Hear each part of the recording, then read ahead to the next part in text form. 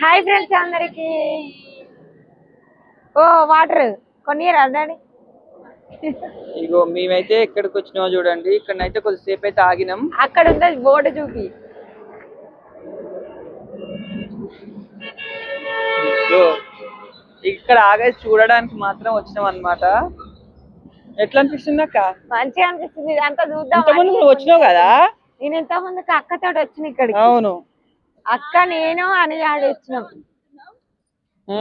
ముందు ముందు మళ్ళీ చూస్తారని చెప్పేసి ఇక్కడైతే ఆగినాం.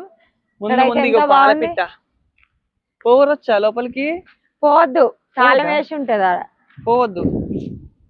ఏమని అవమానం లేదా? అవమానం లేదు. వావ్, నెమలి.